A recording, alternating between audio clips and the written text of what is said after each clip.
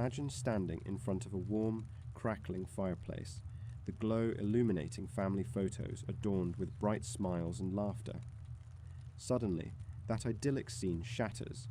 Flames rage outside, engulfing the very home where those smiles once shone.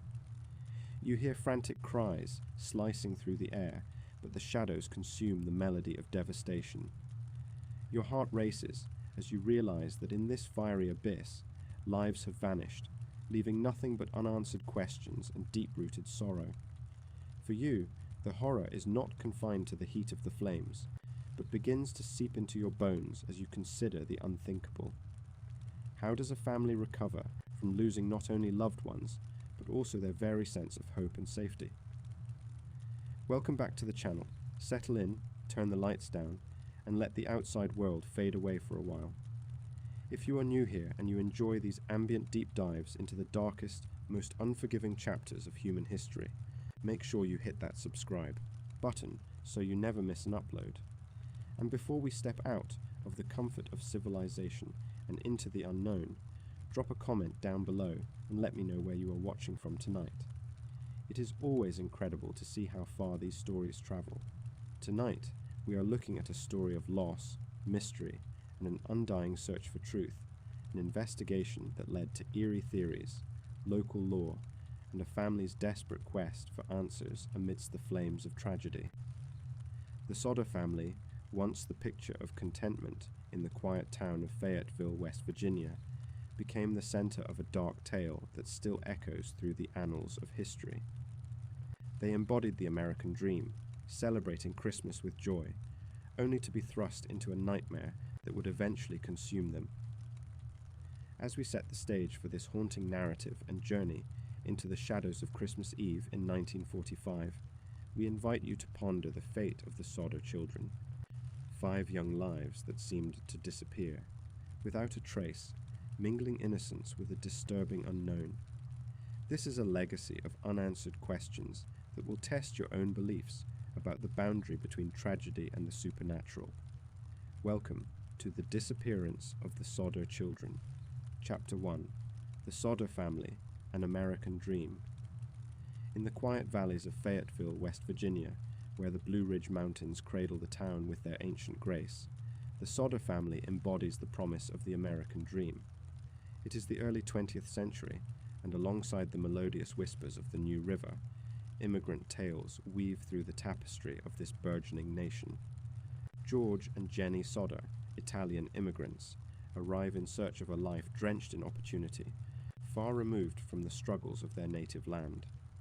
They labor tirelessly, driven not by the hope of wealth alone, but by the determination to carve out a future for their children, a future shimmering with possibility. George knows hard work. He stands tall, a testament to his roots, rugged hands worn from years of toil. Coming from a family of farmers, he carries the spirit of his ancestry, yet he imagines a different life for his children, an education, prosperity, and the freedom to chase their dreams. Jenny, warm and nurturing, weaves a sense of home around them, her laughter echoing in the spaces between their shared aspirations. Together, they embody love, a force that binds them as they navigate the challenges of a new world. The couple finds stability in their new home, and with each passing year, success begins to bloom. They open a small yet thriving convenience store, reshaping their humble existence into the foundation of something grander. The shop becomes a local hub, a gathering place for the community. Inside, the aroma of fresh bread and brewed coffee fills the air, mingling with the sounds of friendly banter and laughter. It is in this store that the Sodder family cultivates relationships, offering a slice of their American dream to those who pass through their doors. As the family grows, the Sodder children, 5 in total, are nurtured under the watchful eyes of their parents. Each child, imbued with unique personalities, flourishes in the warmth of this loving household.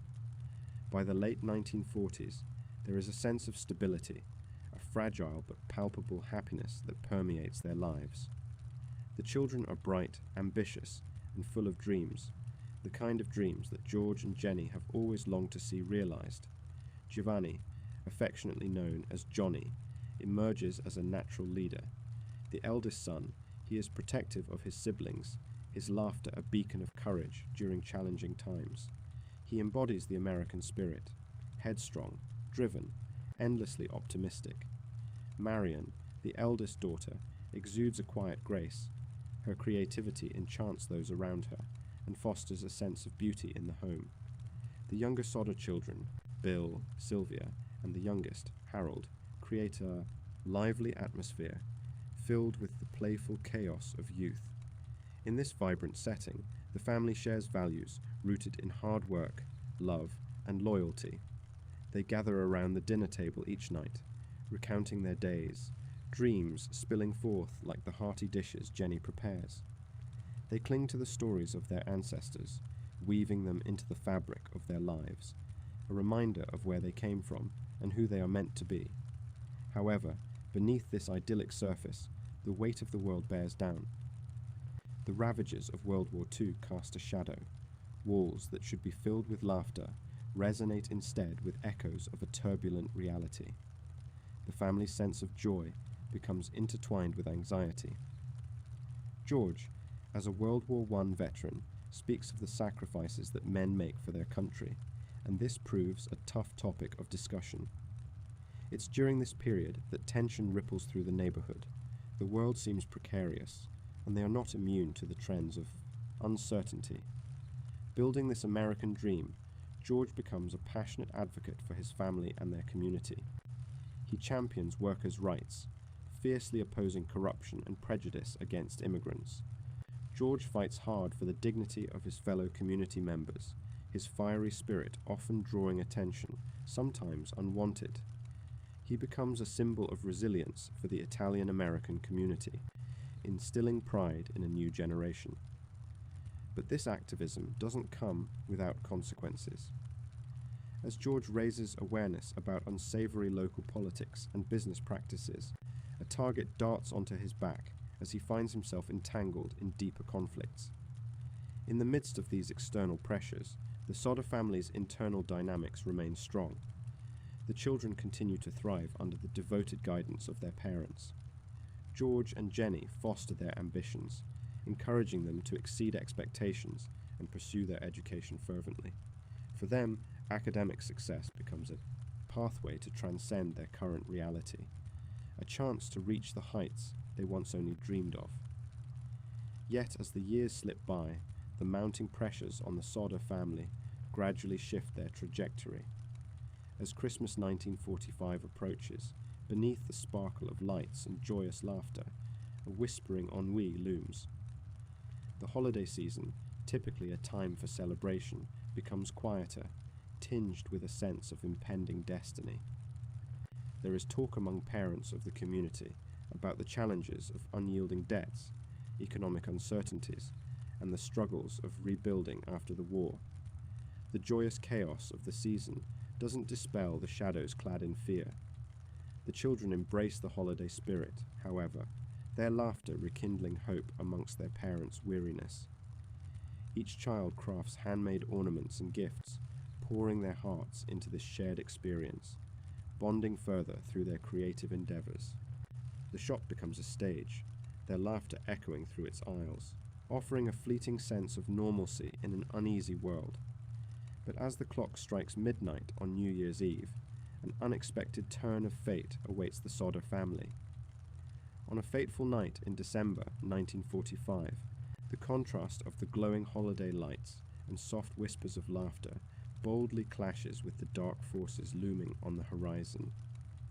The rural charm of Fayetteville, once an inviting landscape, becomes tainted with inexplicable dread as waves of change wash over them. The children lie in their beds that fateful night, safe and warm, dreams filling their heads with visions of the future. George and Jenny nestle together in the soft glow of oil lamps, unaware of the storm brewing just beyond their walls. It is here, in the fading twilight shadows, that the seeds of tragedy silently take root. Hope intertwines with the scent of fresh pine, but a feeling of foreboding lingers, a dark juxtaposition that hovers just out of sight. The history of the Sodder family, marked by dreams, aspirations, and resilience stands on the precipice of change. As the years unfold, as seasons shift, and the dust settles, the winds will carry whispers of loss and mystery that will haunt this once joyous family, forever altering their place in the narrative of the American dream. With the passing of time, their story will unravel, a chilling enigma that grips the community, drawing in countless outsiders and investigators alike, searching for answers in the ashes of a tragedy too profound to ignore. The Sodder children, once emblematic of hope, will fade into a haunting legacy, leaving behind a family grappling with unfathomable loss and a desire for closure that seems just out of reach. In the heart of a family portrayed through the lens of love and laughter, dark chapters await, refining their tale into one of urgency and grief, inviting us to reconsider our own perspectives on dreams, safety, and the fragility of the bonds that tie us together. Thus, the stage is set. The tranquility of the Sodder family's life is soon to be shattered, as the haunting intrigue of their story steeps into the world, echoing through generations to come. Chapter 2. Christmas Cheer, a Festive Evening. It is December the 24th, 1945. In the small town of Fayetteville, West Virginia, a palpable excitement fills the air at the Sodder household. Outside, the evening sky blankets the town in a thick layer of star-studded darkness. Inside, the warmth emanates from a fireplace crackling softly, complementing the sense of pine and smoke wafting through the home. The cozy living room, adorned with strings of twinkling lights and shimmering ornaments, reflects a holiday spirit that dances brightly against the cold, dark world outside. Children's laughter echoes throughout the house, a jubilant soundtrack of anticipation as 5 young Sodder siblings busily unwrap their presents. Each gift, wrapped in colourful paper, holds the promise of joy, the mysterious shape of a toy truck here, a doll nestled there. As they tear into one package after another, squeals of delight punctuate the evening air, wrapping the family in a cocoon of familial warmth and affection. George and Jenny Sodder, the patriarch and matriarch, share knowing smiles as they watch their children. George, a hard-working man who runs a local trucking company, takes pride in being a good provider. Jenny, the steadfast homemaker, radiates a calm warmth, embodying the spirit of Christmas as she moves from room to room, ensuring the festivities flow seamlessly. Their love and devotion to their children are evident, as they take joy in giving their kids the merriment they deserved after a long year of hardships. But amidst the laughter and joy, a thread of tension begins to weave through the fabric of the evening, a ghost of unease that flitters just beyond the fringes of their merriment. The holiday cheer comes paired with whispered rumours that seep into their lives like smoke, the local gossip. George has faced off against the challenges of life head-on, his Italian heritage becoming a point of malice for some, criticism that he refuses to acknowledge. He stands as a proud man, unyielding against the perceived slights of his peers. As the night advances, the family gathers around the dining table, adorned with a feast that glistens under the ambient glow of candles.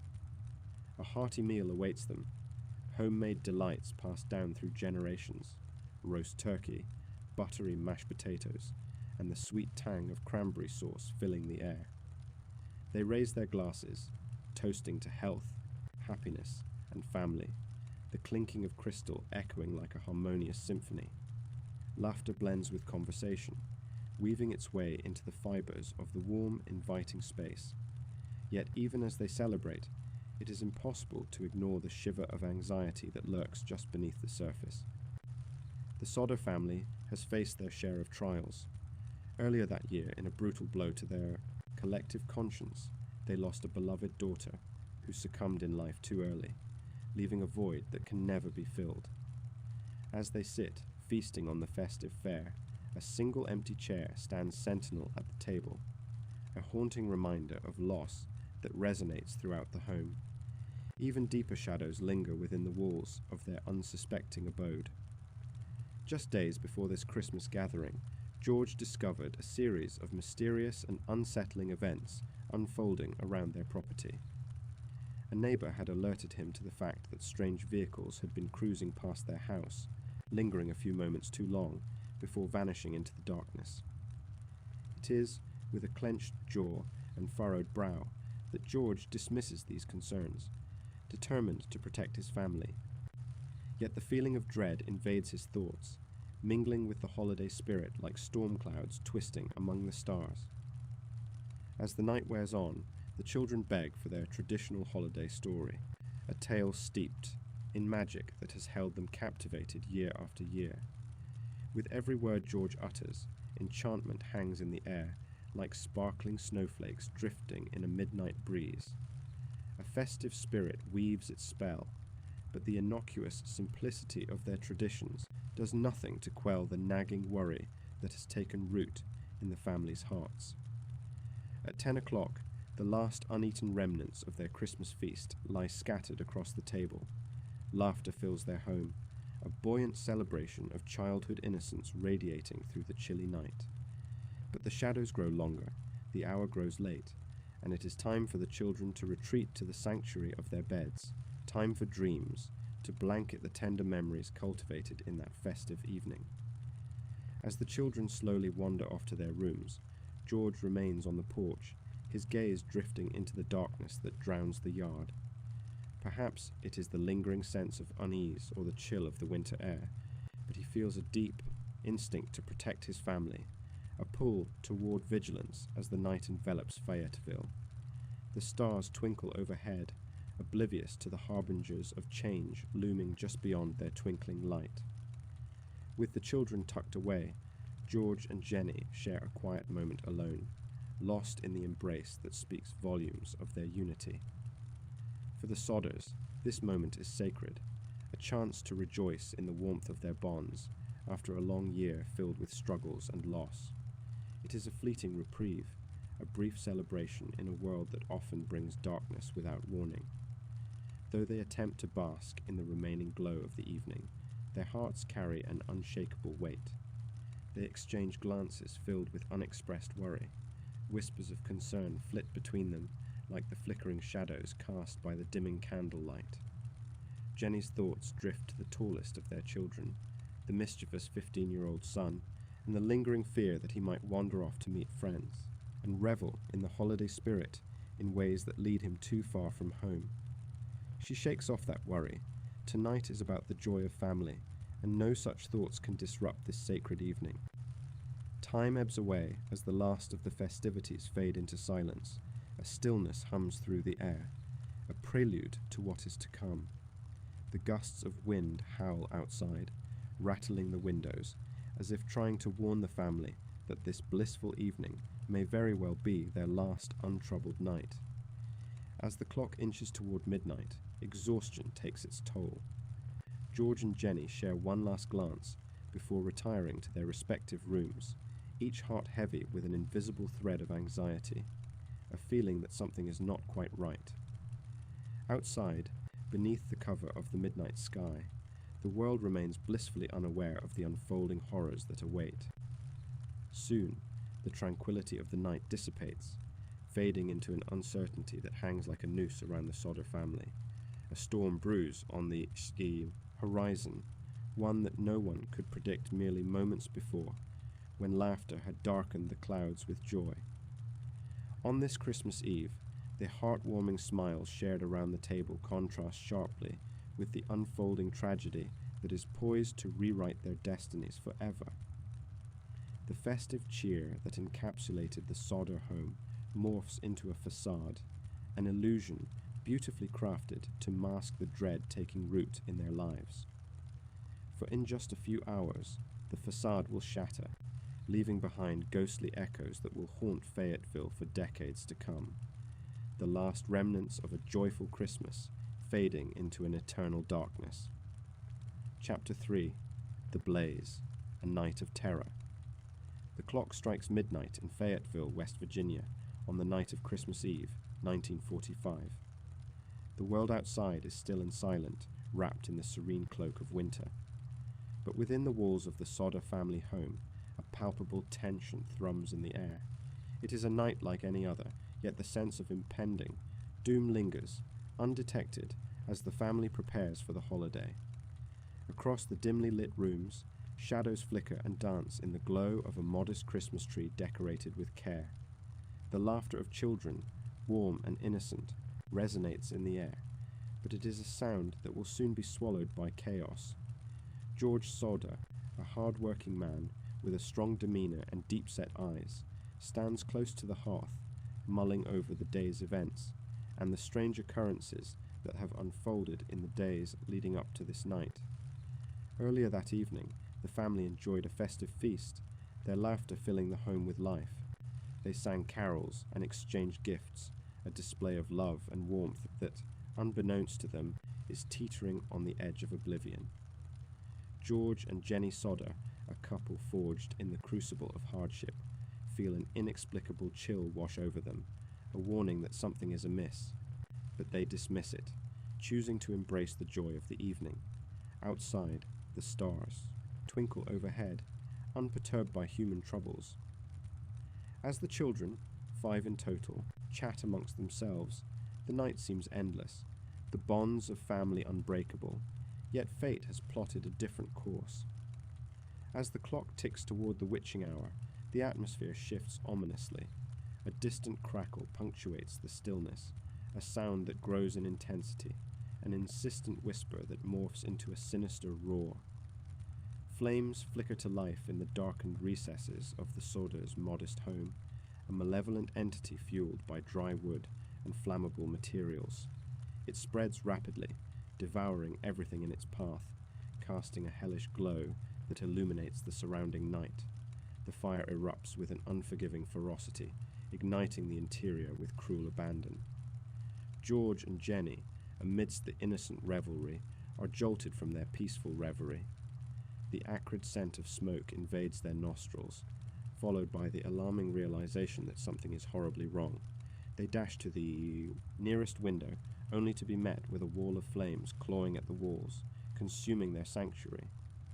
Panic explodes in the heart of George as he sprints towards the children's rooms, his heart throbbing loud in his chest. "Get outside," he shouts, his voice strained with desperation. He lunges towards the door, the inferno at his back. The heat is overwhelming, an insatiable force that threatens to consume him, along with everything he holds dear. Outside, the night air is frigid, but it provides no comfort to them. Stumbling through the snow, George's mind races. He can't see his children. "Where are they?" he screams into the fiery chaos. Jenny appears by his side, the fear etched on her face matching his own. "The children! We have to get them out," she cries, her panic infectious, igniting George's determination further. Harry, their eldest boy, barely a teenager, is the first to reach the door, pushed forward by the shouts of his parents, but the path to safety is engulfed in flames. George pushes against the inferno, but feels the unyielding heat quickly sapping his strength. Smoke billows, thick and black, choking any calls for help, filling the air with a suffocating blanket of despair.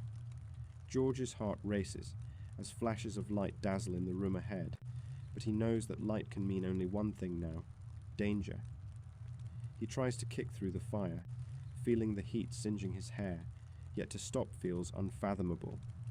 The shadows of his children flicker in his mind. A desperate hope pulses in his chest. "George, the stairs!" Jenny shouts, her eyes wide with terror. "They might be trapped upstairs." He races to the stairwell, every step dragging him down into an abyss of despair. As he clambers upward, panic washes over him and fuels his fear. He calls out the names of his children, their laughter distorted in his memory, and yet all he gets in return is the sickening crackle of flames. Desperate, he knows he can't give up. They have 4 more children to find. The walls creak ominously under the force of the blaze, a haunting chorus of destruction that reverberates in George's ears. Why can't he hear their voices? Why has silence descended upon their once joyful home? Each unanswered call cuts deeper than the flames licking at his heels. He reaches the top, his heart racing, his breathing faltering, and he pushes through the door to the children's rooms. To his dismay, the scene within is more devastating than he imagined. The flames are raging, a torrent of fire consuming fabrics and furniture within mere moments. But where are the children? Frantic, he tears through the smoke, his fingers grazing against the hot surfaces, heart slamming against his ribcage, vision narrowing to a tunnel of desperation. He makes his way to the bedroom of his two youngest. Their cries should be echoing through the chaos, but there is only silence. They should be there, tucked away in their beds, waiting for the next day's Christmas morning. Yet everything feels wrong. George's world, once filled with laughter and hope, is crumbling into ash, the fear clawing at him like the very fire that engulfs their home. Moments stretch into eternity. Time feels as though it has warped, coiling around him in a constricting embrace as he crashes through the smoke-filled passageways of the house, desperately searching for his children. The once familiar rooms now feel alien and malevolent, a once warm home transformed into a labyrinth of horrors. As he moves through the choking haze, his hands scrape against the walls, searing against the heat. "Where are you?" he cries, his voice a raw whisper against the roar of the inferno. "Please answer me." In the distance, he can hear Jenny's voice, choked, panicked, calling for their children. Her voice pierces through the chaos, igniting a sense of urgency within him to keep fighting against the unrestrained horror unfolding around them. She emerges from the smoke with courage that defies the despair enveloping them. "George, they're not here. We have to get out." But with those words, the flicker of hope diminishes within him. It fractures and dims like the dying embers of a lost fire. It cannot be. They cannot let go of the fight. Just moments ago they were whole. Now they are desperate shadows in the flicker of flames. In a short tumbling succession of decisions, they stagger back down the stairs towards the small door leading outside. The air burns in their lungs as George feels the searing heat lapping at his back. They plunge into the frigid night, landing helplessly on the ground as they finally escape the jaws of the inferno. But the relief is brief. It is a horrific awakening to the realization of absence. The children remain inside, camped in the dark warmth of their beds. Their laughter, the mundanity of their lives, replaced with the roar of flames consuming everything they loved. Fire is like a lament. An eerie song of fire is like a lament. An eerie song of sorrow that echoes throughout the night. The neighbors, alerted by the sight of the terrifying blaze against the backdrop of the snowy landscape, gather in small clusters, their voices rising in alarm. George's heart sinks as he watches helplessly, fumbling through memories of laughter and light as they fade into the consuming darkness of the night. Behind him, the flames bellyache with torment, crackling angrily as they swallow every trace of the scattered dreams and innocent laughter that once filled those rooms. As dawn approaches, the glow of daybreak reveals the remains of their home, now a skeletal frame, blackened and lifeless. Their world has been reduced to ash and despair, a haunting memory trapped within the blistering heat of the past. The Sodder family stands, broken, overwhelmed. The children should have been with them. Instead, they are lost in the night, consumed by the horror that unfolded without warning. What should have been a night of celebration has shifted into a night of terror, a moment that will linger with them as an indelible mark of loss. In the shadows of the smouldering ruins, questions linger in the chill of the morning air. Where are the children? What fate has befallen them in the darkness? The sun rises slowly, casting an eerie glow over the wreckage of their lives, signifying the beginning of a tragedy that will haunt the Sodder family forever. The fire has burned bright, but its aftermath will be laden with questions and sorrow, leaving a haunting legacy that no family should have to endure. Chapter 4. The Maze of Investigation. The sun dips low over Fayetteville, West Virginia, casting long shadows that stretch across the remnants of the Sodder home. Only days have passed since the fateful night of December 24th, 1945. The fire, a fiery demon that consumed the house, leaves behind a smouldering landscape of ash and debris. As the cold embrace of winter settles over the community, the air teems with a palpable tension. Whispers drift among neighbors and investigators alike, a deep-seated dread woven into the fabric of this tragedy. As law enforcement arrives on the scene, the initial investigation begins, ignited by urgency, yet underscored by a sense of dread. Conducting interviews, they sift through the accounts of the surviving family members, gathering details as if piecing together the fragments of a broken puzzle. George and Jenny Sodder stand at the center of a storm, their voices shaky yet resolute as they recount the haunting hours leading up to the fire. Questions hang heavy in the air. What truly happened that night? Were the 5 children really lost to the flames, or was there something more sinister at play? The investigation unfolds like a labyrinth, advancing into the shadows of uncertainty. Fire Chief Paul L. Lutz arrives with a team, pointing out the charred remains of the house.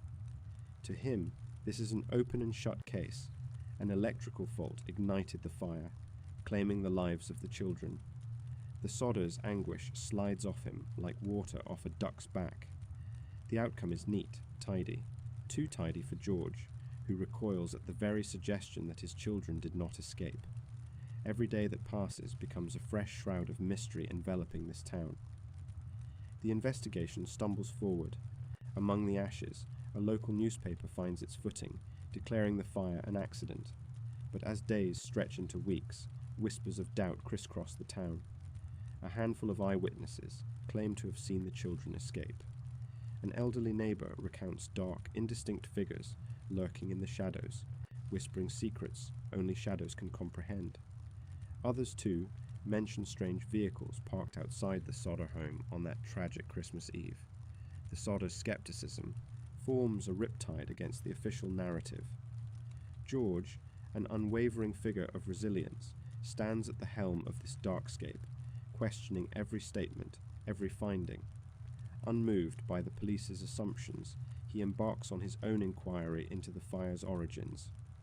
Some say he becomes a sort of ghost hunter, tracing the corners of Fayetteville, probing for truths hidden beneath the ash and doubt. Despite the growing cloud of suspicion, investigators search for tangible proof. They recover bone fragments, charred beyond recognition, which the coroner identifies as human. But that inadequacy, the notion that these could belong to the children, is met with outright disbelief. The Sodder family refuses to accept what is being presented. The fragments found are too few and too small, leading to a cascade of newly arisen shadows that fill George's mind. He once shared his home with 5 vivacious children. Now, he grapples with the thought that perhaps their spirits endure somewhere, waiting to be found. The community stands at the crossroads of belief and denial, leaning heavily toward disbelief. The flames of suspicion burn brightly as the newspaper continues publishing updates, filled with exclamations about the accidental fire narrative. But police records fail to tether themselves to reality, as George's inquiries lead him to discover the tangled web of knowledge buried beneath layers of community shame. He interviews survivors and family friends, touching upon stories muttered in echoes, tales of betrayal, rivalries that seem to stretch back decades. A local tale emerges, a snippet of gossip about a disgruntled employee of George's who once vowed to make him pay for perceived slights. As George peels back these layers, he becomes obsessed, as if hunting for demons manifesting in the dark corners of Fayetteville.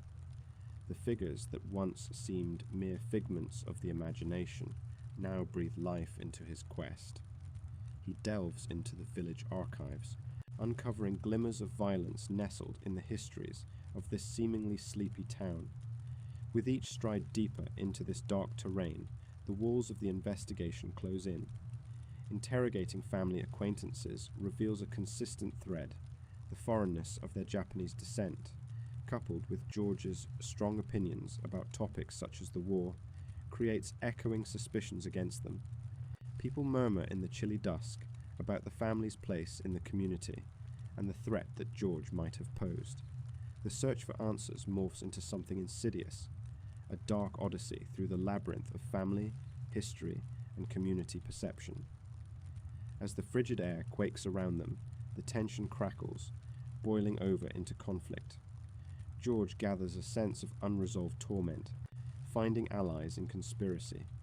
The idea that the children might have been abducted lingers heavily in the atmosphere, swaying public sentiment. An appeal for information turns into rallies and protests, with his wife, Jenny, standing resolutely by his side. Together, they craft flyers, distributing them across wide swathes of West Virginia, as despair and hope intertwine. Where there was silence, now shouts echo from the hearts of parents grieving lost children. Where are the Sodder children, alive or dead, hangs in the cold night air, unanswered. The media, buzzing with intrigue, stakes claims in the chaos. Speculation mounts that the children, still alive, may have been taken away. Living in hiding, the headlines tease, whetting public curiosity, leaving the community spellbound. Inevitably, the existence of a cryptic little man claiming to have seen the children somewhere in a neighboring state sets off a frenzy and adds fuel to the investigation. George and Jenny's renewed hope spurs them on, encouraging them to travel to the far reaches of the Midwest to follow the scant threads of this potential lead. But each door they knock on remains closed. The search feels as eternal as the winter nights, an encompassing shadow thrown over their souls. George and Jenny refuse to rest. They are unwavering in pursuit, like moths drawn irresistibly to a flickering lamp. The truth is out there, George is convinced. It is merely shrouded in fog, waiting for the light to shine through. As they analyze each morsel of evidence, their beliefs clash with traditional norms. The more they search, the more they feel the weight of anonymity pressing down on them.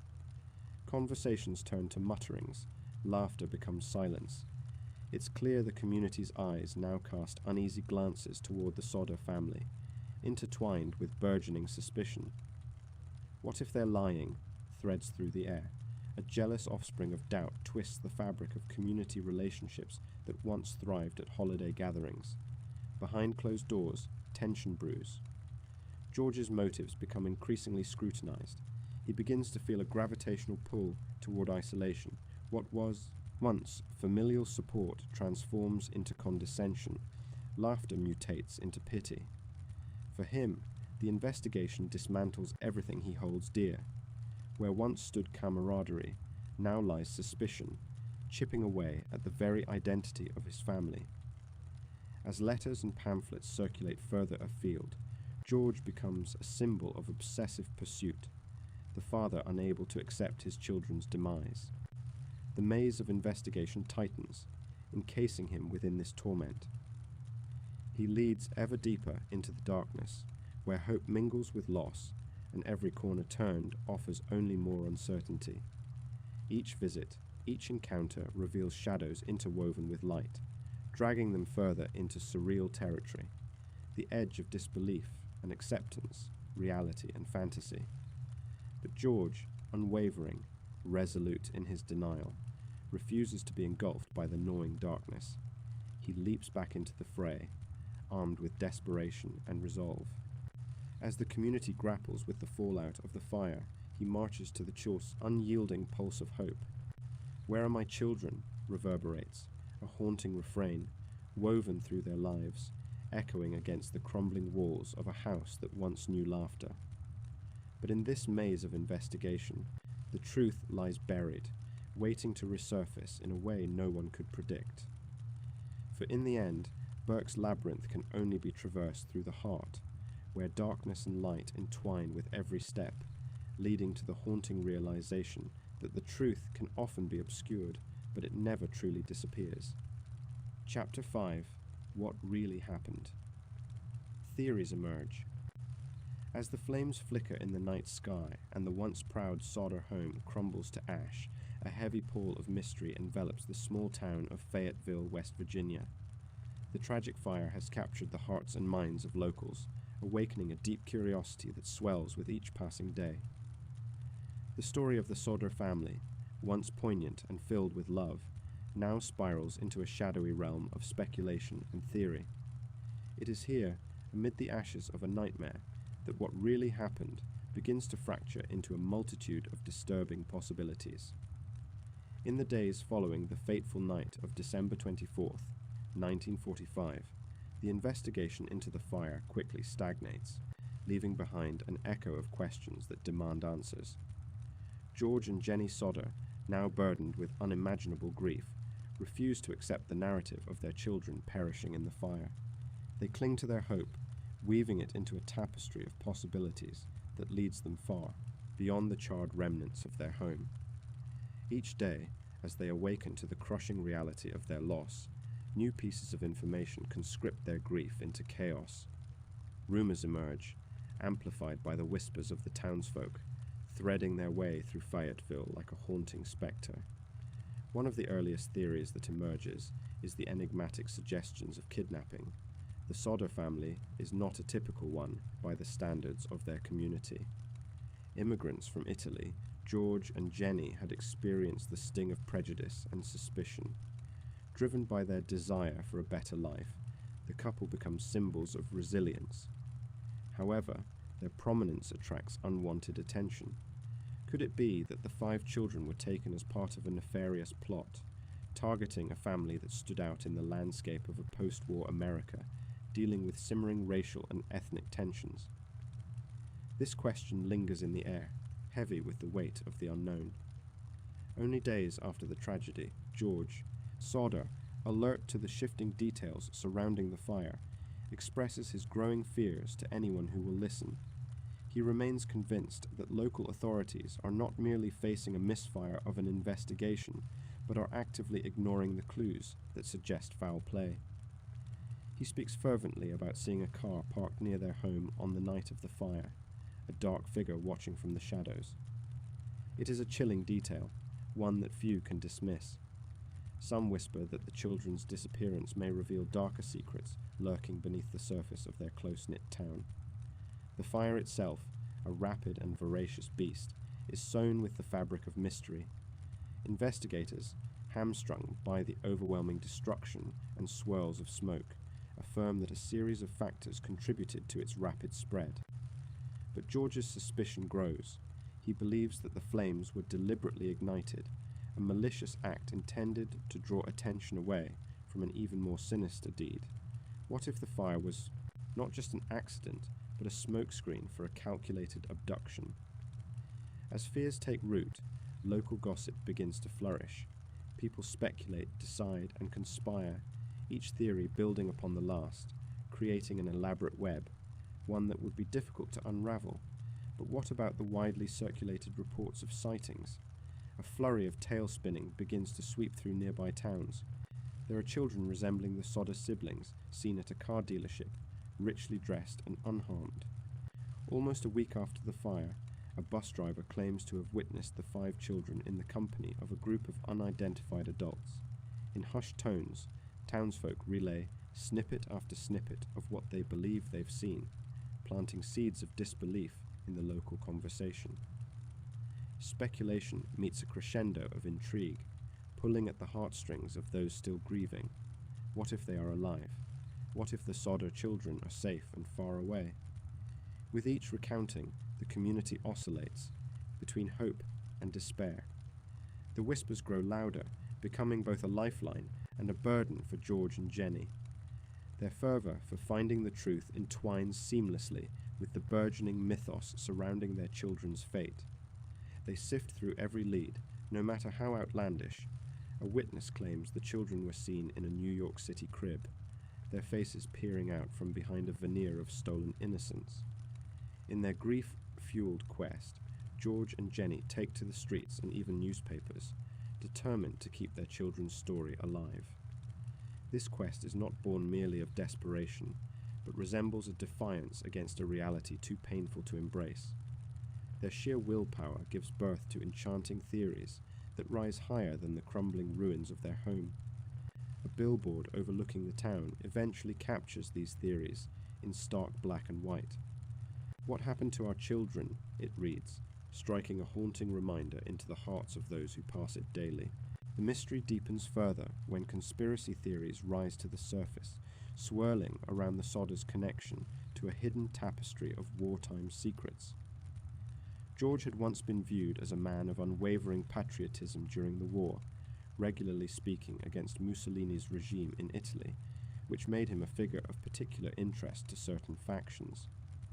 Conflicting testimonies emerge, suggesting that perhaps the fire was not just an act of vengeance against the Sodder family, but a larger motivation with roots in a conspiracy tied to their views.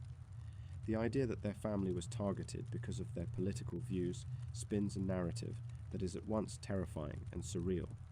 The town of Fayetteville, once a static backdrop, pulsates with new energy. Its streets feel electrified with whispered theories, each adding to the growing lore of the Sodder children. Tales of unsolved mysteries spark the imagination as people rally to compare notes, piecing together a fantastical narrative that evokes fear of the unknown and fascination with the macabre. Each fresh rumor that drifts into the lives of those around only serves to deepen the mystery, pulling in neighbors and passers-by into a tale of familial love, loss, and perhaps even redemption. Among the smoldering remains, Jenny Sodder becomes an indefatigable force. Clad in black, as if wreathed in perpetual mourning, she organizes search parties and rallies people from her community to stand beside her in fervor.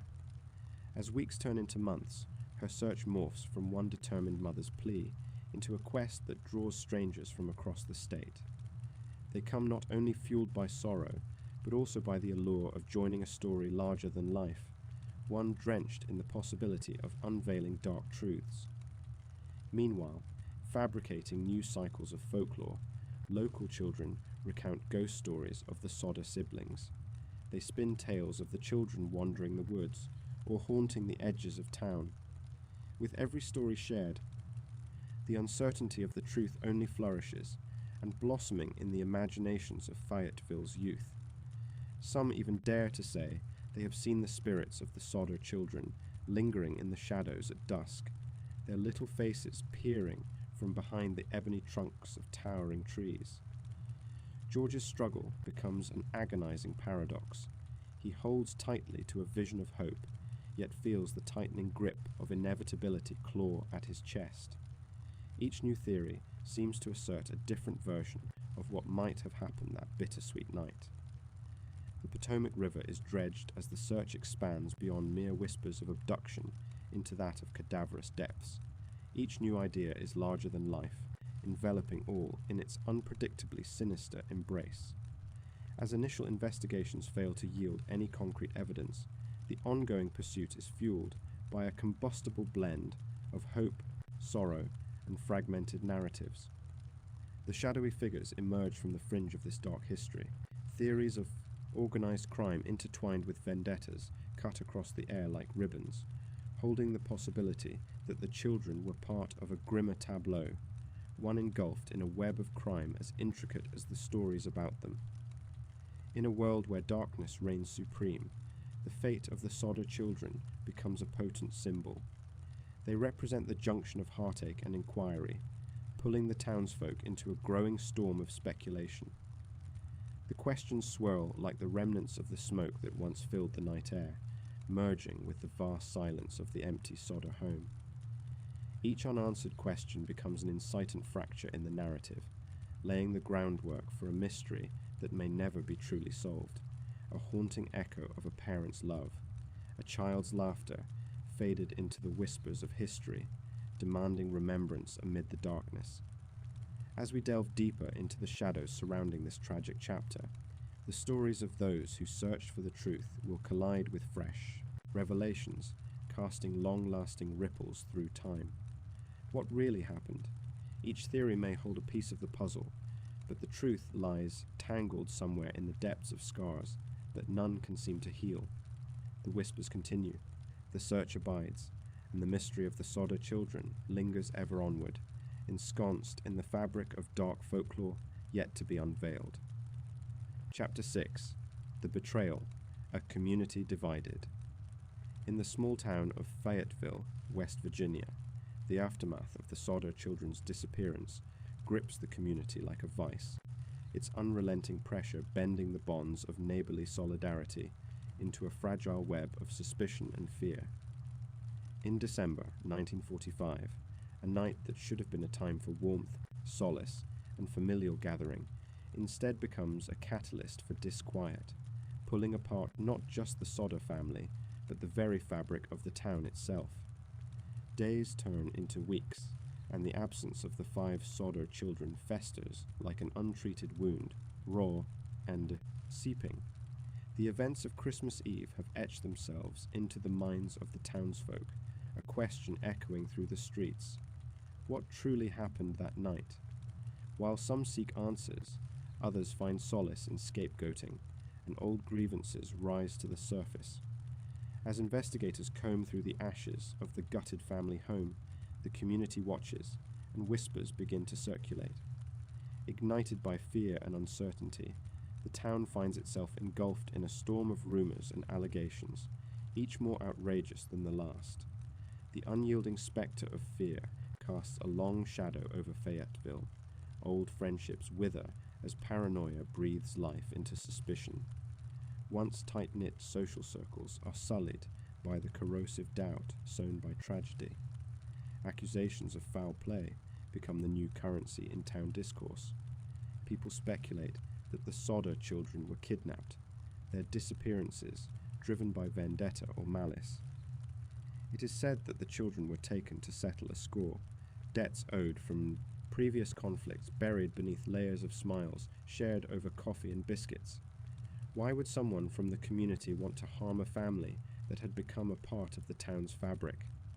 The roots of discontent run deep, blossoming in the mind of those eager to speculate. Some allege that George Sodder's outspoken nature had earned him few allies among the townsfolk. As a Sicilian immigrant, a man who spoke with the weight of a foreign tongue, accented and distinct, George becomes the target of subtle derision masked as concern. His conviction of foul play conspires to alienate him, and within the cool breath of gossip lingering in the air, the truth becomes malleable. Perhaps they were sent away to be punished, a neighbor offers in hushed tones, barely aware of her own voice shaking with bitterness. She is a widow, trapped in the remnants of her own lost family, and as she speaks, the memory of her own desolation creates fertile ground for further panic. They say George never paid his debts. In her tailspin, she embroiders threads of truth with her own assumptions, the edifice of community solidarity quickening its collapse. An air of betrayal hangs palpable and thick, like the fog that envelops the hills surrounding Fayetteville. Friends become adversaries, and every intimate gathering is suffocated by the spectre of distrust. It does not take long for these suspicions to crystallize into accusations more damning. A series of town meetings take place as the search for the missing children ensues, but they serve only to exacerbate divisions. Finger-pointing and veiled jibes fill the air. A woman's voice rings out, shrill with indignation. What kind of parents are these? How could they let their children run away? They deserve this shame. These words hang in the air like a heavy fog, pushing family and community deeper into turmoil. Each interaction, once laced with familiarity and warmth, becomes charged and defensive. George and Jenny Sodder stand at the precipice of public scrutiny, their pain palpable. Their grief, entwined with indignation, transforms into a kind of survival. They must find their children, but they must also contend with their own neighbors. During the static tension of these meetings, the spectre of conspiracy begins to breathe life into paranoia. Conversations spiral into accusations insinuating that the loss of the Sodder children was a collective failure, a dark secret that everyone is stitched into. Meanwhile, local law enforcement, despite their efforts to sift through the ashes of the home, find themselves equally ensnared in the web of ambiguity. Their initial investigations yield little, and every dead end amplifies the cries of the townspeople. The theory of foul play offers a convenient explanation, one that absolves the community from further investigation into their own consciences. While the investigation seems to flounder, the suspicion penetrates deeper. Notes, some townsfolk, themselves embroiled in a quest for redemption.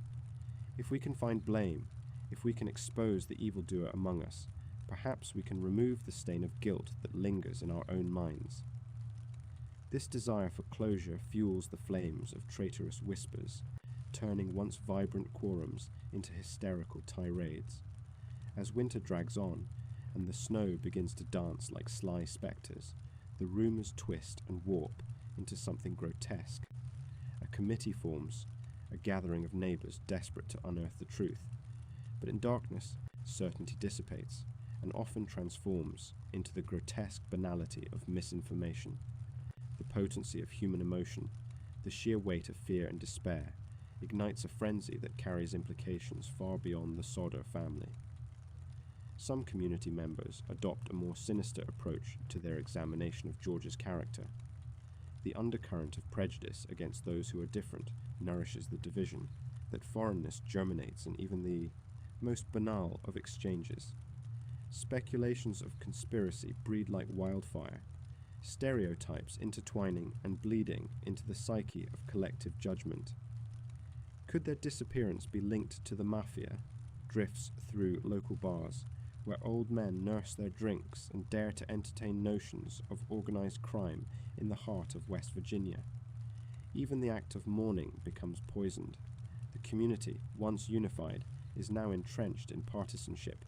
Families align with either the Sodders or those who doubt them.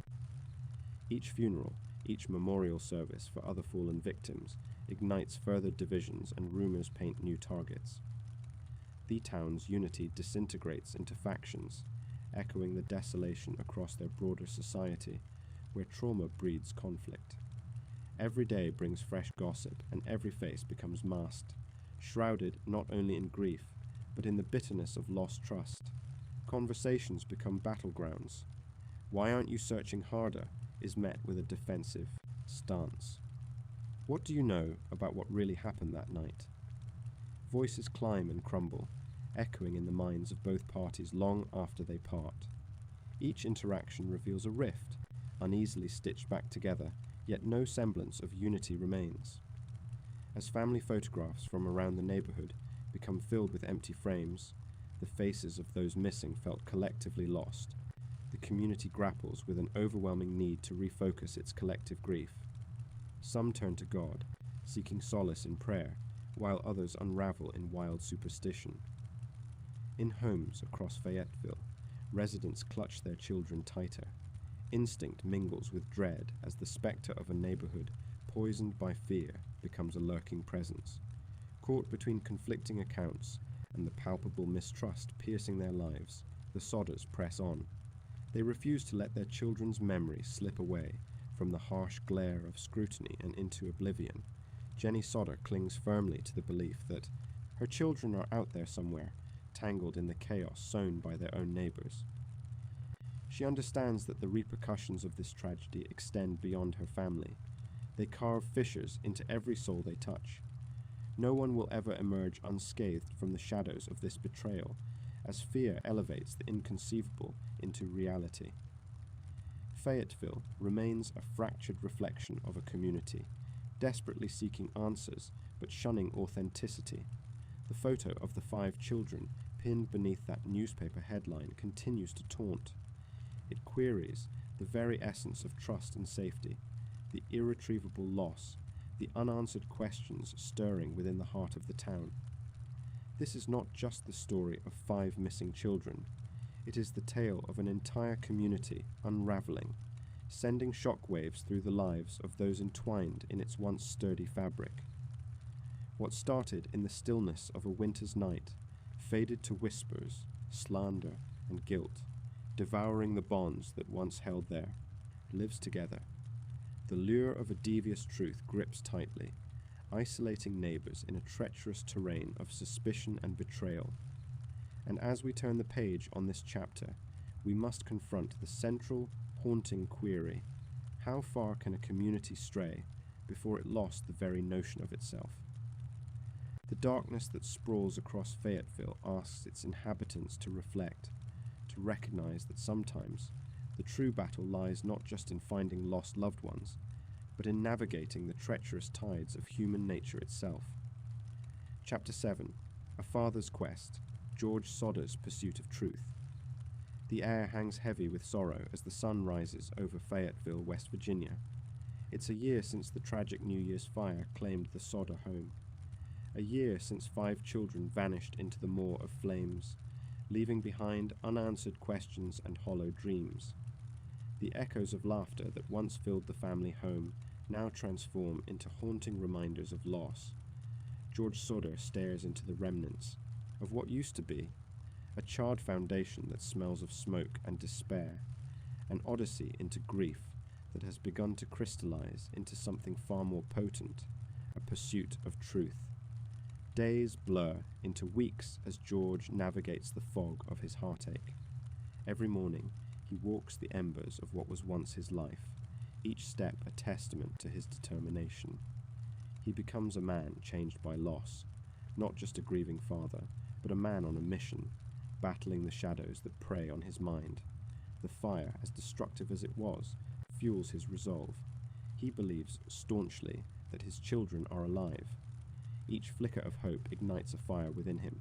The community's eyes possess a duality. Sympathy mingles with skepticism. For them, the narrative has coalesced around tragedy, yet George considers a different story. He recalls the voices, the frenzied screams, the chaos. George engages in conversations with friends and neighbors, trying to glean any detail, any sliver of evidence that could point to the fate of his missing children. As he narrates his version of events, he detects the skepticism lurking beneath their sympathetic facade. Perhaps it's time to let them go, they suggest, their words mingling with pity and disbelief. Refusing to concede, George embarks on a tireless investigation. His evenings are consumed by scouring newspapers, poring over reports, attempting to sift through second-hand information like a miner searching for gold among coal. He eventually discovers the extant aftershocks of the fire, those who were there, those who witnessed the chaos unfurl. But continuity eludes him. Conflicting accounts blur into a vortex of confusion. Each testimony reinforces his determination. Each doubt only propels him further into the labyrinth of his quest. One of those nights finds George deep in thought, surrounded by scattered articles depicting the fire. A stubborn ember of hope ignites when he learns about a local shop owner who claims to have seen the Sodder children after the fire. George's heart races as he reaches for his hat, the weight of possibility suffocating yet electrifying. He heads into town, the cool night air biting against his skin. The shop owner, a local named Joe, recounts tales of seeing 3 children in a passing car, identified by their distinct features, amidst the shadows of a dark road. The evening grows heavy with expectancy. George pursues this lead relentlessly, not simply as a father, but as a man on the edge of obsession. He visits the area mentioned by Joe, armed with a flashlight and fervor. Silence envelops him as he combs through the remains of what was once a thriving neighborhood. Each figure in the dark is a potential lead, each rustle of leaves a whisper of reassurance. This single sighting spirals into a series of encounters. George speaks to anyone who might possess information: waitresses, gas station clerks, and truck drivers. Voices echo through his mind. He clings to the connection. They provide, even as skepticism claws at the edges of his certainty. Despite his relentless efforts, the darkness of doubt seeps further into his bones. George finds himself haunted by the police investigation, or lack thereof. Officers had initially dismissed his concerns, asserting that the fire had claimed all 5 children.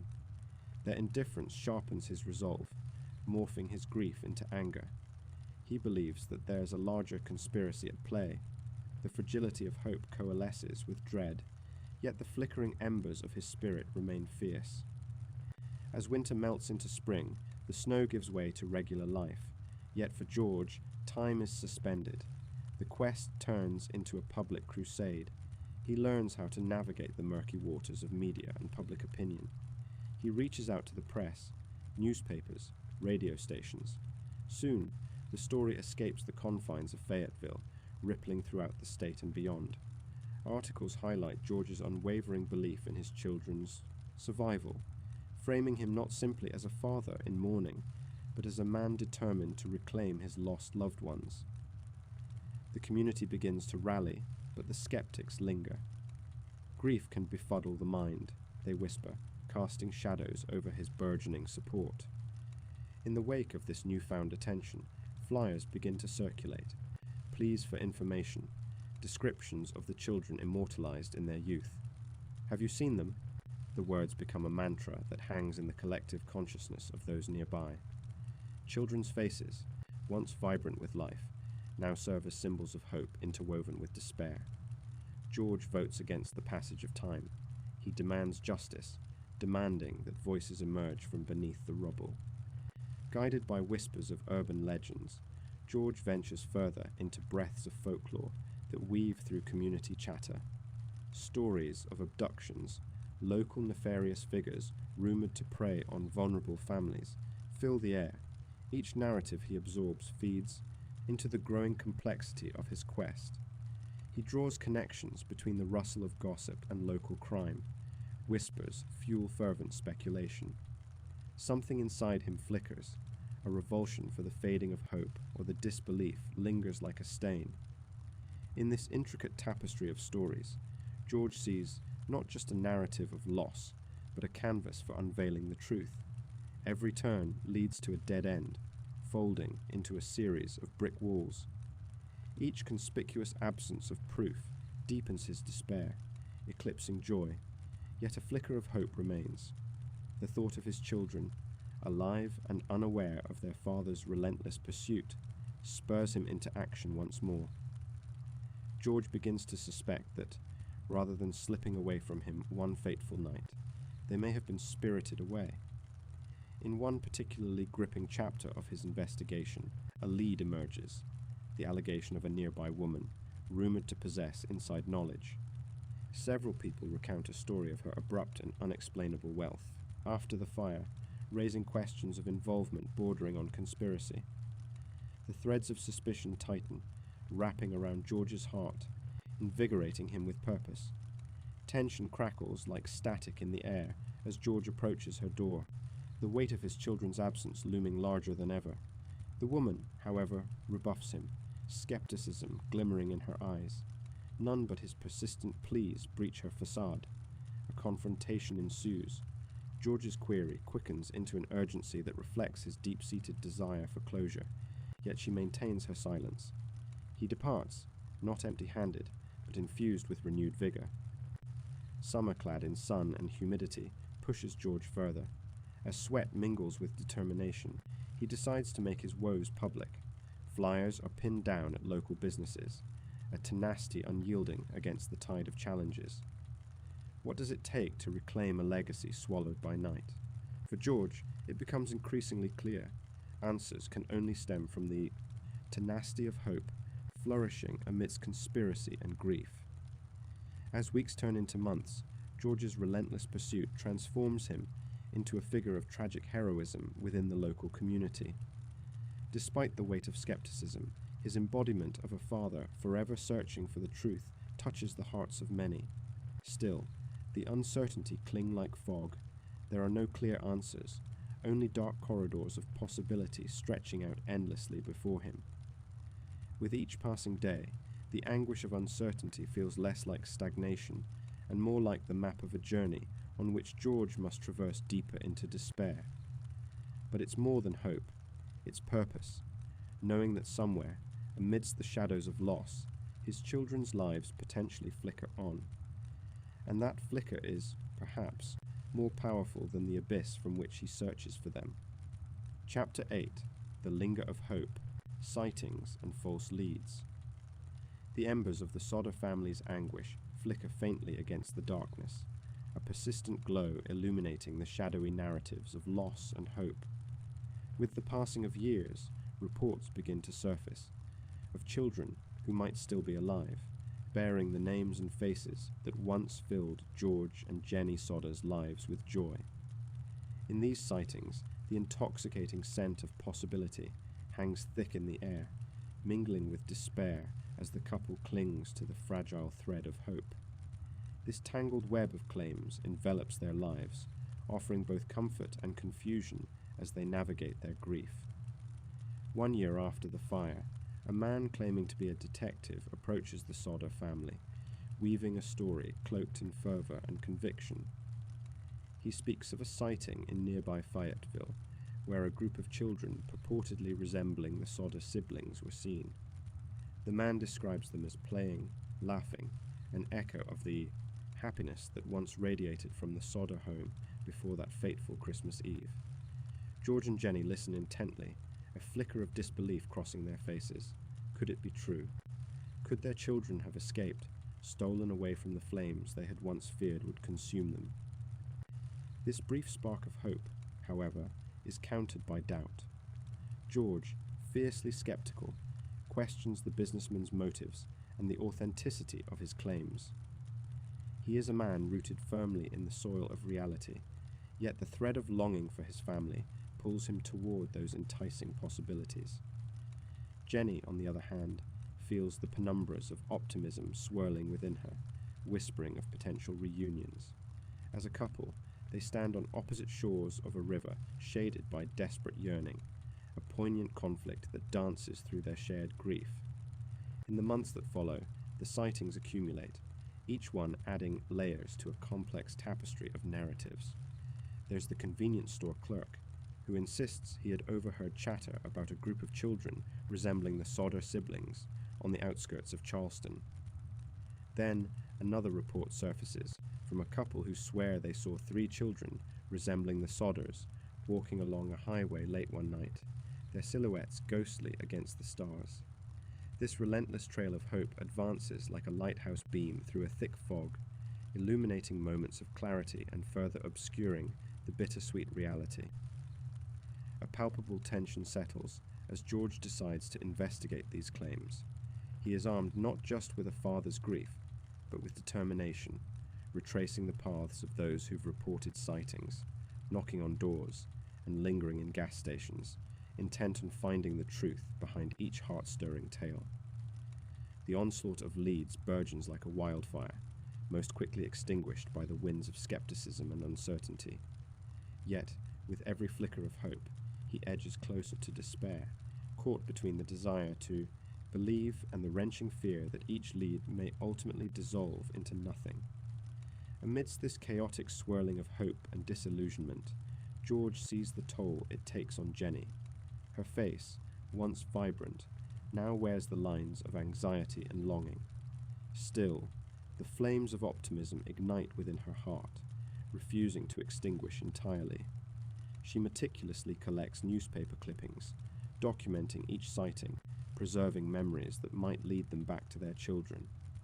Each article, each photograph becomes fuel for their shared hope, or contrasting despair. As the years roll on, the sightings come and go, each one doused by a realization of their elusiveness. A woman claims to have seen the children at a carnival in Ohio, their laughter a haunting melody laced with familiar warmth. A schoolteacher reports a new student with strikingly similar features, but with every potential glimmer, the harsh light of reality seems to dim it, and the memories of what once was are overshadowed by the uncertainties of what still might be. A particularly chilling report arises from a woman in Texas who asserts she has seen 5 children living on a farm, all of whom bear the same striking resemblance to the Sodder siblings. Her description is vivid, and George feels the sharp edge of hope pierce through his heart. It sends him by greyhound bus across state lines, with nothing but the clothes on his back, and an unwavering sense of purpose. Upon arriving at the dilapidated farm, he is enchanted by the sprawling fields, the aroma of earth-filled life wafting in the wind. Yet, as he speaks to the woman, his heart slowly sinks. This fleeting hope dissolves into smoke as he realizes the children she spoke of do not bear the likeness he desperately wishes to see. Nothing significant seems to manifest from this trip, and the drive back home envelops him in a heavy fog of defeat. The road stretches long ahead, winding its way through the heart of darkness. He clings to the steering wheel, a steady grip against the overwhelming tide of uncertainty, and he can hear the dull echoes of his children's laughter floating through his mind, mingling with the taunting winds of reality. The hope that grew with each reported sighting has now become a double-edged sword, driving the wedges of longing deeper into his already fractured heart. Meanwhile, Jenny, with her tenacity, finds a new horizon of hope. The media's coverage of the disappearance brings a flurry of attention, with journalists flocking to their home, intrigued by the enigmatic story. They paint the tragedy with vibrant strokes, a canvas of loss illustrated with bold questions and haunting searches. The couple's plight intertwines with the grim narrative of other notable disappearances, and they become an unwitting part of the mosaic of America's inexplicably tragic stories. The Sodders become all too familiar with the media spotlight, their faces becoming symbols of unresolved mysteries and unspeakable sorrow. They engage with reporters, sharing their story, recounting their children's love, their laughter, the moments that transformed a home into a sanctuary. Each feature adds to the complexity of their sadness and their hope, intertwining with the burgeoning myths surrounding their story. Each twisted tale and sensational report launches another wave of sightings, with some credible and others tainted by ulterior motives, absorbing the Sodder family into a network of narratives that continually distracts from their core quest for truth.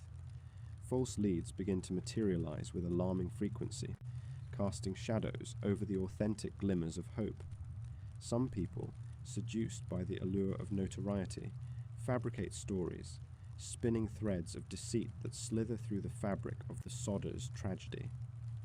Grief-stricken and desperate to uncover any trace of their lost children, George and Jenny find themselves inundated with letters and claims from those seeking a moment of attention, their family narrative twisted and turned into something grotesque. It becomes a dangerous dance of emotion. Anticipation surges only to be met with the icy reality of untruths.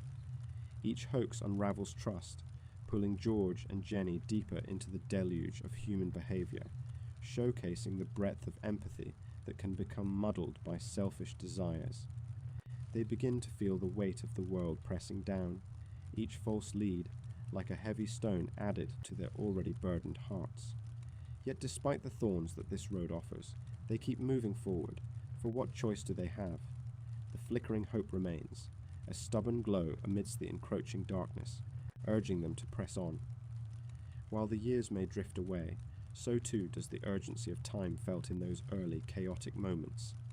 Their children's absence starts to morph into an eternal presence, a lingering whisper of love and memory. In this delicate dance between hope and despair, the threads of the Sodder family's existence weave into the broader tapestry of American history, a saga entwined with countless other mysteries of disappearance and loss. Their search for the Sodder children transforms into a collective quest, bringing forth a community of voices that resonate with shared benevolence and deep-rooted despair. The notion that they, too, might have lost someone to the unfathomable depths of fate becomes an unspoken bond among others, however faintly traced. George and Jenny's steadfast quest becomes more than a search for their children. It transcends into a testimony of relentless love, a reminder that the echoes of hope persist amidst shadows, ever resilient, pulsing with life in a world that sometimes feels stripped of it. The excitement of every sighting, tempered with inevitable disappointment, propels them forward, for in this loss they find solace in the narratives that echo and the whispers of love that endure. The hopes may flicker like those embers through the cold night, but they shine brightest, illuminating the path with a soft, unwavering glow, a reminder that love ignites even the darkest corners of despair.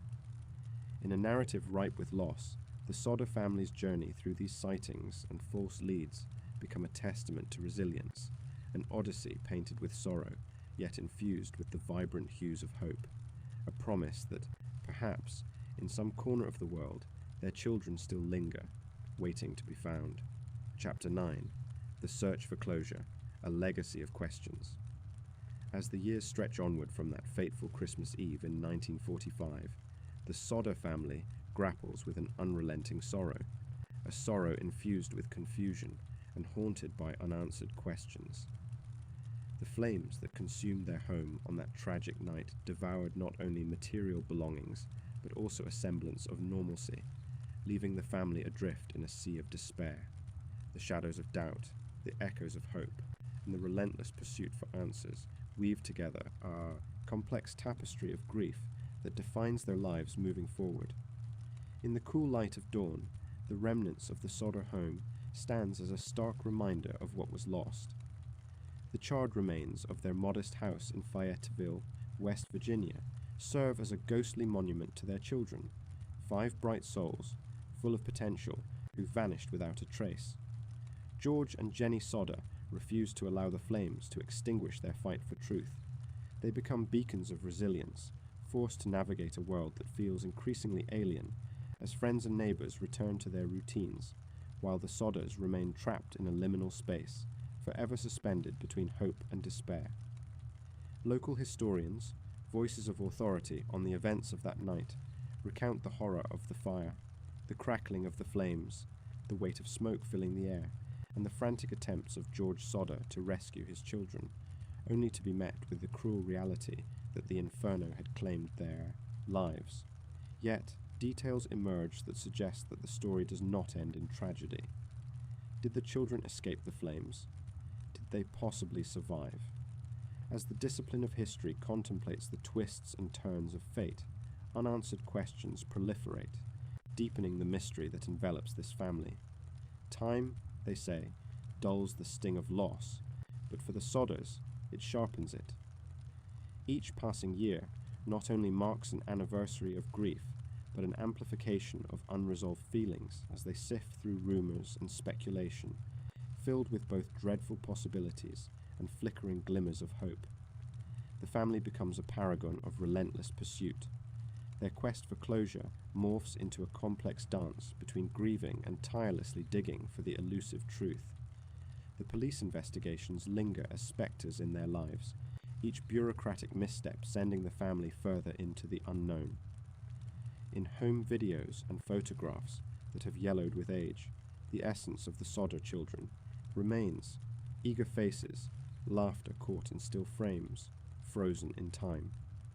The enduring image of their lives becomes a testament to a love that cannot transcend the void left behind. Interviews with surviving family members reveal an intricate dance with memory. Each recollection is weighed down by what was lost and what remains, a familial bond fractured yet unbroken. With every year that fades into the past, new stories rise from the ashes, whispers carried on the wind through the community, the suggestion that the children may still be alive, perhaps adopted, perhaps coerced into hiding. There are sightings in distant towns, photographs that surface in newspapers, each one igniting new flames of hope, stoking the embers of desperation. George and Jenny pore over these leads, each piece of information furtively scrawled on scraps of paper as they chase the fleeting shadows of their children. The roots of their anguish dig deeper. As the years slip by, the weight of trauma becomes more apparent. Interviews with psychologists highlight the complex psychological landscape that envelops the Sodder family. Trauma doesn't exist in isolation. It seeps into every aspect of their lives. George grows increasingly resolute, while Jenny's quiet strength distills a profound sorrow. The family dynamic shifts like the changing of seasons. Births and deaths occur, yet the spectre of those lost children lingers, casting a long, cold shadow over the family's gatherings. Conflicting feelings of hope and despair create a tapestry of emotions that sow discord while binding them together, marking both the fragility and steadfastness of love.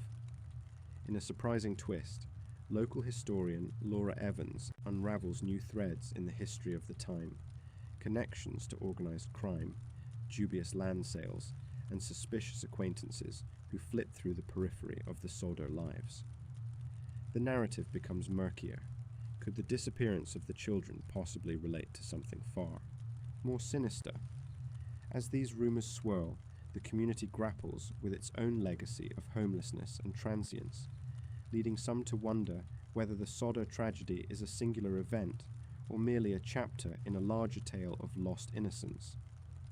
Through archival footage, the viewer witnesses how the media becomes an unwitting partner in the Sodders' quest, amplifying their plight but also distorting the truth.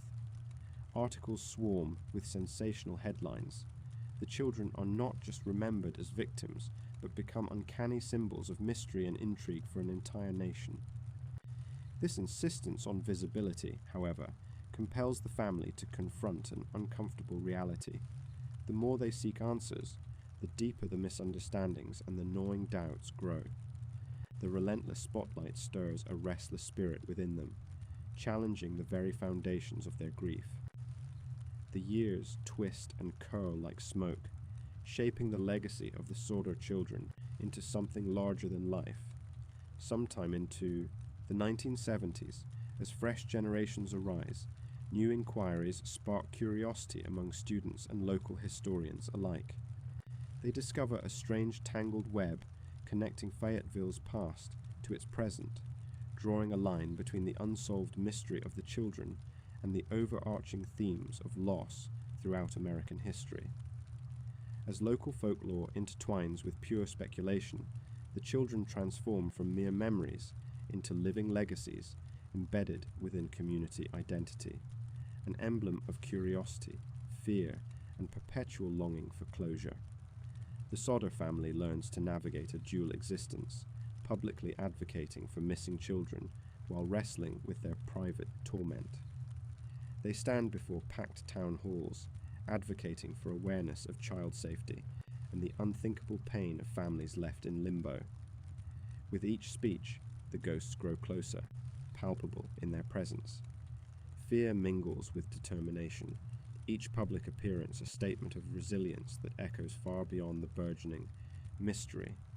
Their push for change envelops them, offering a fragile sense of purpose amid unrelenting heartache. As the years pass, the vagaries of time reduce the Sodders' chances for physical reunion, yet the memories tether them to a puzzling resolve. From whispers of new leads to stirring remembrances at family gatherings, each iteration deepens their connections to both grief and belief. As they search for closure, they do so surrounded by a world that demands resolution, yet the paralyzing challenge remains stubbornly unsolved. The journey for closure ebbs and flows, but the ripple effects felt within the Fayetteville community hint at something greater, an awareness that the Sodder children are not merely lost. They signify the struggles that many families face in the face of inexplicable absence. The legacy of the Sodder family transcends a grim night of flames, representing an illumination of hope amid a perennial search for answers. It becomes obvious that as long as the questions endure, so too will the Sodder children, woven into the very fabric of memory, indelible and untouchable, slipping beyond the reach of time while leaving indelible marks on those who dare to remember. With each fleeting hope and piercing sorrow, the family embarks on a poignant reflection of the unanswered. As they draw nearer to the lingering spectre of closure, the intricate weave of their legacy grows richer, echoing the age-old human experience, the struggle between desire and despair, between the pursuit of truth and the acceptance of fate. The final frame lingers long, casting poignant doubts into the stillness of night, leaving us with the enduring question: do we seek answers to soothe our hearts, or are we simply searching for a way to remember those we've lost, forever etched in the shadows we cast? Chapter 10. Modern-day investigations. New evidence or old ghosts. In the haze of a digital age, where information flows ceaselessly through the ether, the chilling tale of the Sodder children resurfaces with renewed vigor. These unsolved mysteries, long buried under layers of speculation and folklore, beckon a new generation of explorers. With modern technology at their fingertips and an insatiable curiosity, amateur sleuths unite to revisit the enigma of what happened on that fateful Christmas Eve in 1945. The shadows of the past loom large, but today they are illuminated by the flickering light of contemporary methods and the relentless pursuit of truth. The Sodder case is a tapestry woven from threads of anguish, loss, and unanswered questions. When George and Jenny Sodder awoke to their home engulfed in flames, they could not have fathomed the storm that would follow, a tempest swirling with grief and suspicion.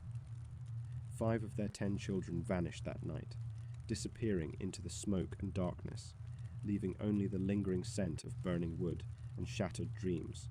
For years, their names have been whispered in hushed tones, victims of a tragedy that transcends a mere fire, an event that spiraled into a legend shrouded in mystery and conspiracy. In recent years, the allure of cold cases has captivated the public's imagination.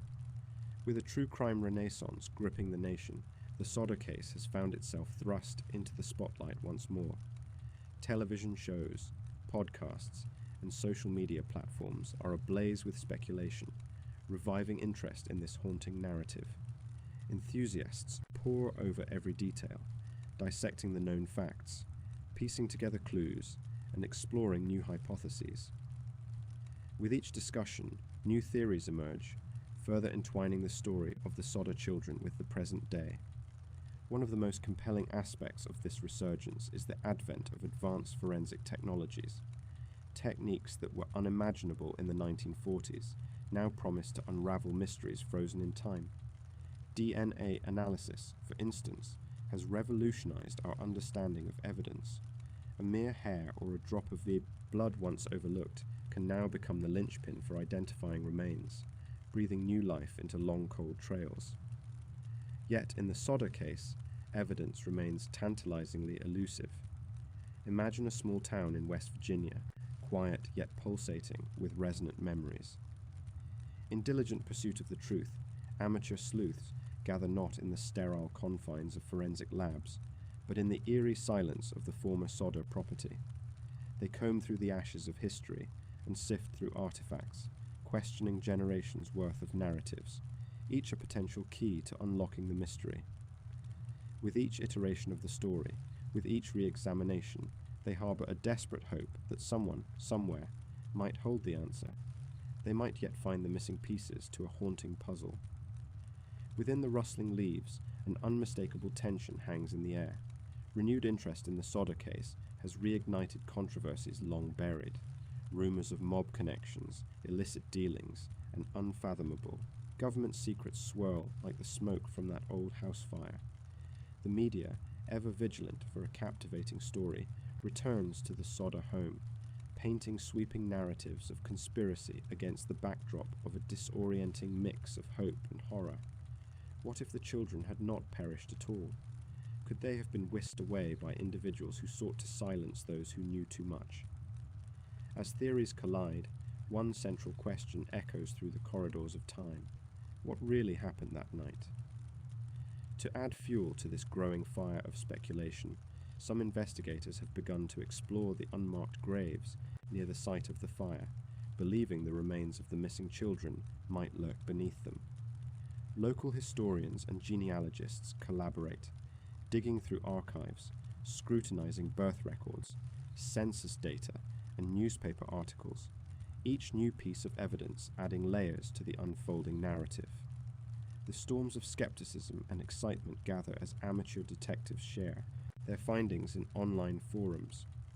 Age-old photographs of the Sodder children are shared, analysed, compared to images of children who vanished from other parts of the country.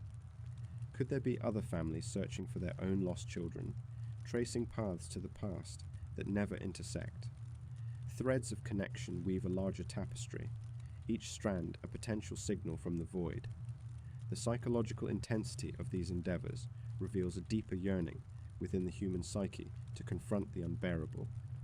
The mystery offers catharsis. It invites individuals to reflect on the fragility of family, the depth of loss, and the inherent human desire to seek justice, even decades after the fact.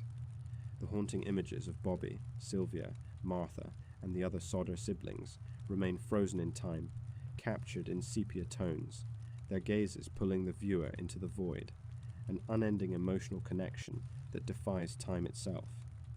Yet, with every investigative breakthrough, there creeps in an unsettling tension. Is the fervent pursuit of truth merely stirring up old ghosts? The families of the Sodder children carry the weight of unfulfilled promises, a burden that grows heavier with each retelling of the tale. Each new theory threatens to cast doubt on their lived experience, to send them spiraling into a realm of what-ifs and maybes. As the search for answers unfolds in the present, the spectre of their loss lingers, sometimes overshadowed by the spectacle of speculation. While technology has brought forth tools that might one day lead to resolution, it is the emotional landscape of the survivors that ultimately sheds light on the enduring impact of tragedy. In interviews with family members of the Sodders, a haunting sense of yearning permeates their stories. They recount their parents' unwavering hope, an almost stubborn refusal to accept the possibility of their children's demise. The echoes of George and Jenny's agony reverberate through time, their unresolved grief a potent reminder that some shadows are not easily dispersed by the spotlight of modern investigation. In a world that increasingly demands clarity and resolution, the Sodder story reminds us that not all questions find their answers. Some mysteries, perhaps even the most profound, remain intentionally veiled in enigma, challenging our understanding of truth and reality. As investigators peel back the layers of history in hopes of revealing the truth about the Sodder children, they are met with a stark choice: to confront the ghosts of the past, or to wrestle with the possibility that the truth may be more painful than any fiction they could imagine. The contemporary quest for understanding goes beyond mere facts. It invites a psychological exploration of grief and loss. The Sodder case, intertwined with secrets and unanswered questions, refuses to be neatly tied up with a bow.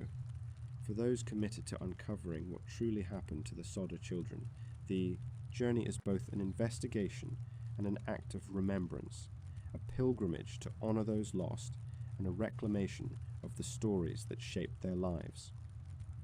With the dual forces of technology and nostalgia propelling this investigation forward, every piece of evidence unearthed illuminates the long-forgotten tale anew.